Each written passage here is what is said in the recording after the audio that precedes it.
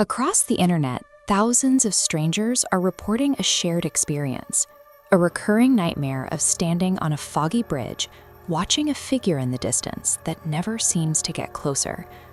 These reports began appearing shortly after a photographer named Daniel Brooks visited Belchen, Louisiana. Daniel specialized in debunking local urban legends for his YouTube channel, treating ghost stories as a source of engagement rather than a warning. The town had a specific legend regarding Cypress Bridge. If the fog rolled in after midnight, you didn't cross. The story claimed that if you stopped to help the woman in the Red Sari, you would never reach the other side.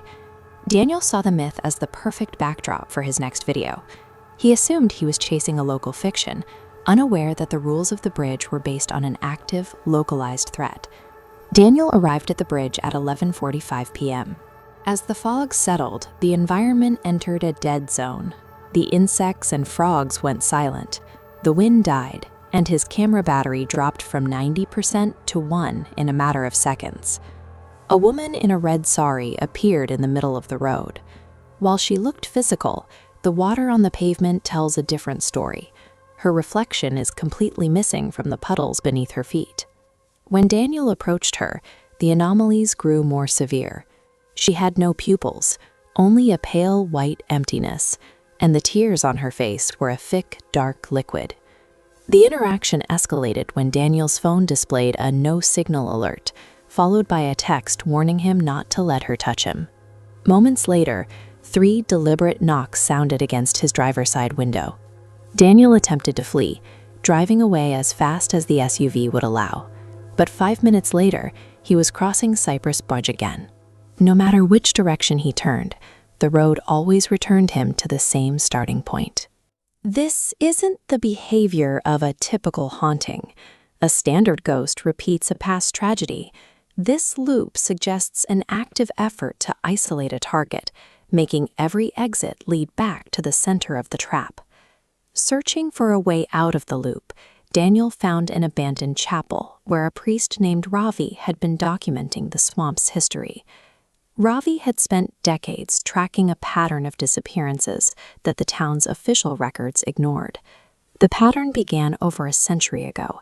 Near isolated settlements like this one, Indian laborers discovered a plantation where travelers were being taken for an occult experiment. A young bride named Mira was the final victim of that experiment. The plantation owner believed he could harvest human fear for eternal life. But the ritual didn't work as he intended. This diagram shows the ritual's failure. Mira died, but the ceremony's energy acted as a signal. Something formless hijacked her body.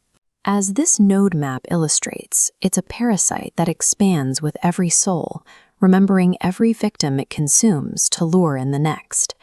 The bride is essentially a biological lure. The entity wears Mira's face because it understands that human grief is the most effective way to make a stranger stop their car. Daniel returned to the bridge at 2:13 a.m., carrying a copper amulet Ravi provided, a tool designed to force the entity to drop its borrowed appearance. The entity met him with a new tactic. Standing in the fog behind her was a silent army of the town's missing people. Everyone the entity had claimed over the last century, watching Daniel in unison. When Daniel raised the amulet, the camouflage failed. The beautiful face melted away, and a mass of blackened limbs began unfolding from beneath the red sari, stretching upward with a series of sharp, jerky movements. As it lunged, it released the whispered names of every soul it had ever taken, creating a deafening wave of overlapping voices that replaced the silence of the swamp. The amulet flared with light, momentarily banishing the creature.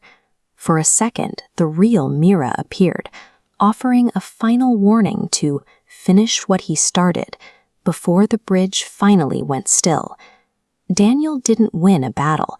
He simply broke the camouflage long enough to survive.